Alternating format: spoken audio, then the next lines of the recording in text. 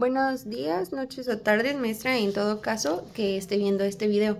El día de hoy, para mi proyecto final, voy a presentar la lectura y les voy a platicar un poquito referente a un expediente.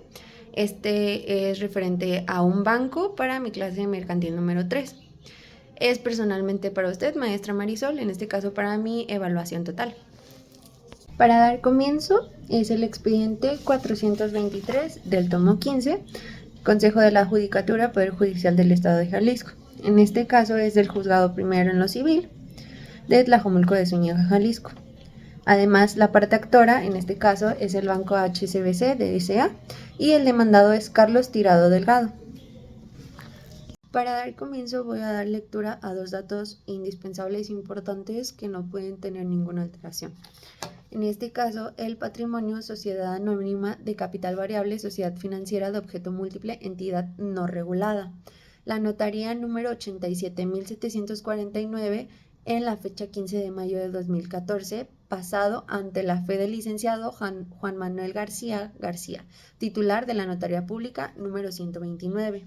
Esta personalidad se desprende del mandato general otorgado en el instrumento que ya mencionamos. Al igual que el banco HSBC como anexo 1, México Sociedad Anónima, Institución de Banca Múltiple, Grupo Financiero, HSBC, División Fiduciaria, en su carácter del fiduciario del fideicomiso número F, diagonal 253936, en virtud de los antecedentes de la personalidad. Dicha demanda se le solicita al demandado, señor Carlos, que entable y que liquide su deuda por origen de carácter hipotecario. Para darle comienzo se interpone, en este caso, la demanda por parte de HSBC, ya que el demandado, el señor Carlos, solicita un préstamo hipotecario para así poder adquirir una casa. Hay que dejar en claro que se tiene domicilios exactos donde se le pueden llegar a hacer notificaciones. En este caso, por parte en virtud de los antecedentes de la personalidad, señala que el domicilio procesal para recibir todo tipo de notificaciones y documentos es el domicilio ubicado en el Campanario 164, Colonia Colinas de Santa Anita, en Tlajomulco de Zúñiga, Jalisco. Esto dando como versión que ahí pueden establecer ciertas notificaciones y ciertos requisitos para poder recibir cualquier tipo de escrito judicial. Por medio de la vía civil ejecutiva se solicita así la demanda y la absorción del pago del señor Carlos debido a que no culminó ni siguió pagando el préstamo hipotecario que se le otorgó. Durante la demanda y los anexos se solicitaron ciertas cantidades económicas, esto debido al tipo de proceso y a las normas que él había infringido en los términos que se habían declarado. Entre ellas, para ser exactos y precisos, fueron 480.67 unidades de inversión, equivalente al 29 de octubre del 2014 la cantidad de 2.498.08 centavos en pesos de moneda nacional. Esto realizado por el pago del adeudo. Siguiente a esto, el saldo de intereses ordinarios vencidos también fue en cantidad 21.423 pesos, cantidad a moneda nacional, que se debieron de haber pagado y en este caso no se recibió ningún tipo de abono, ningún tipo de alternativa ni solicitud para poder tener otro tipo de pago o vencimiento a fecha. En este caso no se le daba ninguna opción, ya que como el crédito tenía que ser a moneda nacional, tenía que liquidarlo completamente el señor Carlos. Para continuar con esto, el saldo de la comisión por la administración vencida era de 2.139 pesos con 27 centavos. Esto de igual forma en cambio a moneda nacional. Pero con esto no se deslindó ningún tipo de pago, por lo que al contrario estuvieron administrando más y de esta forma aumentaron más las deudas. Por saldo de la comisión por cobertura vencida fueron 1.366 pesos con 10 centavos. Y al igual de saldo de seguros vencidos, 2.558.99 centavos. Esto igual en pesos. Y algo que se tenía que tener en cuenta, y como en cualquier deuda, los saldos moratorios siguieron creciendo increíblemente, de esta forma que llegaron a un total de 140.154 unidades. Esto quiere decir 728.393 pesos con 40 centavos. Además de esto hay que tener en cuenta que los gastos y costas también estaban establecidos en la novena parte de los apartados de dicha demanda. El contrato de compraventa de dicha casa se llevó en rubro residencial, para que el domicilio sea exacto, lo mencionaré a continuación. Unidad privativa 47, la finca construida identificada con el número 1000 de la calle Valle de Santa Elizabeth de la manzana 9 del condominio Coto 1. Esto en el fraccionamiento San José del Valle en el municipio de Tlajomulco de Zúñiga. En consecuencia de esto, de esta forma se realizó en ese domicilio y por esa casa el crédito hipotecario, mencionando claramente que el título que llevaba y que le había otorgado el banco, en este caso era el de contrato de apertura de crédito con intereses y garantías hipotecarias. Durante el tiempo establecido donde se le buscaba al señor Carlos no logró localizarse, ya que no daba ningún tipo de señal al banco ni otro tipo de pago. En ese caso, pues terminó violando los términos acordados, como ya habíamos mencionado. Fue ahí cuando el banco comenzó a mandar citatorios donde se supone que tenía que vivir el señor Carlos en su domicilio, cuyo ya estaba fijado por el banco y por la parte demandada.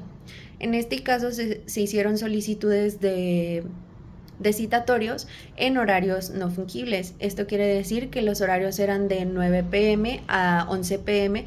en las horas que se le dejaban los citatorios o que simplemente iban a hacer la búsqueda de la persona demandada, en este caso el señor Carlos. Por parte del banco comenzaron a intentar localizar al señor, reitero, en horas que no eran las adecuadas, por lo que no lo encontraban, ya que mencionó el señor Carlos que durante ese tiempo él no se encontraba en casa y no había forma de cómo localizarlo. En una ocasión, una persona ajena a la dueña del hogar, ajena al señor Carlos, ya que únicamente era su amiga conocida, estaba en dicho domicilio. Por parte de la autoridad ya tenían acreditada una orden de embargo, esto sin importar si no estuviera el señor Carlos, ya que tenían la orden de que podían violar las cerraduras y así romperlas. De ninguna otra forma lo realizaron y esto siguió de forma normal. Al momento de que llegaron al domicilio, tomaron la decisión de no realizar ninguna tarea. Esto se desconoció por qué, ya que no se explicó claramente en el expediente. Simplemente mencionaron que no continuaron con el embargo. Se siguió buscando al señor Carlos y de ninguna forma se logró localizar. No había negativas de ninguna forma y simplemente no podían hacerle llegar ningún tipo de citatorio. En este caso porque las horas no eran las adecuadas para irlo a buscar por el orden administrativo. Por eso mismo el señor Carlos nunca se ubicaba en su domicilio. En este caso, en un horario se logró localizar al señor Carlos. Durante este tiempo se había declarado que lo habían buscado, no habían recibido ningún tipo de respuesta por su parte, lo cual el señor Carlos desconoció y mencionó que eso no era verdad, ya que él había estado en los horarios designados para poder hacer un citatorio.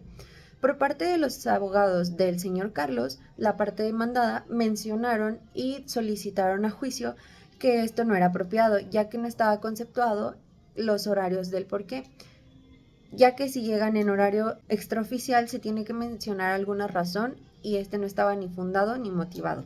Al encontrar al señor Carlos, este mencionó a sus abogados y ellos llevaron a cabo una solicitud de un juicio para que el señor Carlos fuera amparado, de forma que se justificaba que la ley lo protegía y que el banco no había seguido sus funciones tal y como lo mencionaba la ley. Se solicitó una búsqueda tanto a la Comisión Federal de Luz, a la vehicular, entre otras, para que dieran señales del señor Carlos. Ni siquiera el Seguro Social pudo localizarlo, lo cual fue un poco extraño.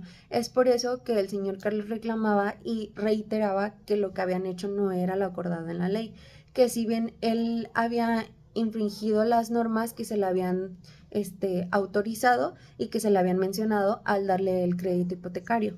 Al desarrollo de este juicio, de esta demanda, podía notarse factiblemente que el señor Carlos había solicitado un amparo para que de esta forma él pudiera saldar sus cuentas, ya que habían tenido demasiados inconvenientes.